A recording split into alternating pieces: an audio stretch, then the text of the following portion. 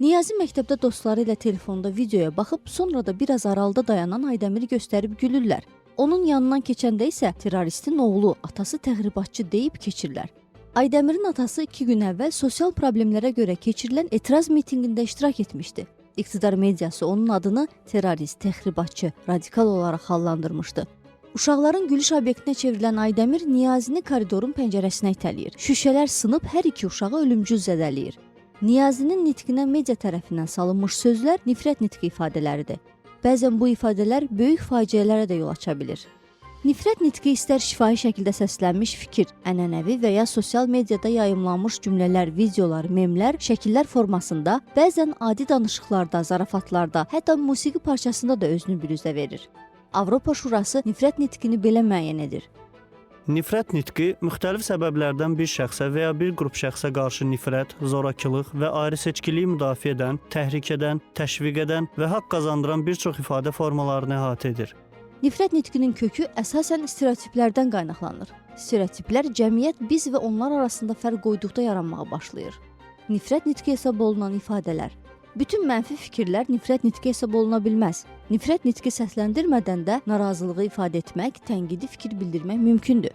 Tənqiddə konkret şəxs və ya qrupa qarşı alçaltma, qaralama olmamalıdır. Bəzən ifadə azadlığı ilə nifrət nitqi arasındakı sərhədi görmək, onları fərqləndirmək həm də ona görə asan olmur ki, bir qrup tərəfindən ifadə azadlığı kimi qəbul edilən durumu başqa bir qrup nifrət nitqi hesab edə bilər. Amma ümumi qəbul edilmiş qadağalar da var ki, məsələn, şəxs və ya qrup milli, irqi, dini, cinsi və sair kimliyinə görə hədəfə çevrilə bilməz.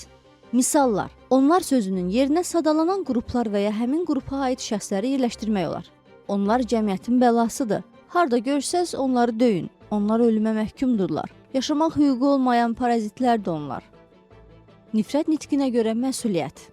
Mülki və siyasi hüquqlar haqqında Beynəlxalq Paktın 19-cu maddəsinin 1-ci bəndi hər bir insanın maneəsiz öz fikrində qalmaq hüququna təminat verir. Amma 20-ci maddəsinin 2-ci bəndində deyilir, ayrı seçkiliyə, düşmənçiliyə və ya zorakılığa təhriki özündə əks etdirərək milli, irqi və ya dini nifrətə qulluq edən çıxışların hər cür forması qanunla qadağan edilir.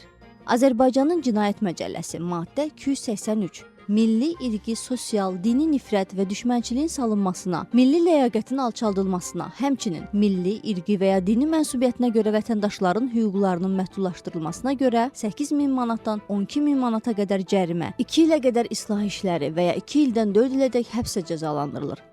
Azərbaycanda bu maddə ilə məhkum edilənlər arasında jurnalistlər və siyasətçilər də var. Onlar həbslərinin siyasi səbəblərlə bağlı olduğunu iddia edirlər. Tənqidçilər sadəcə ifadə edilən, lakin hər hansı hərəkətə çevrilməyən fikirlərin, niyyətin cəzalandırılmasının qəbul edilməz olduğunu iddia edirlər. Digərləri isə hesab edir ki, hərəkətə səbəb olmasa belə, nifrətli çıxışlar bəlli bir qrupu hədəf alaraq onları zəif vəziyyətə salır. İngiltərə, Fransa, Danimarka, Almaniya, Kanada və Yeni Zelandiyada nifrət məzmunlu ifadələr hərəkətə səbəb olmadan da birbaşa cinayət məsuliyyəti yaradır. Nifrət nitqindən yayınma və ona qarşı mübarizə aparmaq. Media nümayəndələri bu məsələdə daha həssas olmalı və ehtiyatlı davranmalıdır. Çünki bir nəfər hansısa kəskin ifadəni məhdud dairədə səsləndirə bilər, amma media onu milyonlara tirajlayır. Cənubi Sudandan olan jurnalist UNESCO üçün araşdırmasında yazır.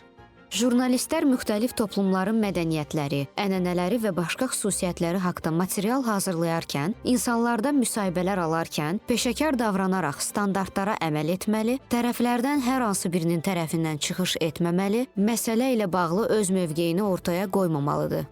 BMT də nifrət nitqinə qarşı mübarizəyə dair strategiyasında bu nitqin səbəblərini araşdırmağı və onları aradan qaldırmaq üçün səylərini artırmağı hədəfləyib. Epizodun sualı: nifrət nitqinin qarşısını almaq üçün siz nə təklif edərdiniz?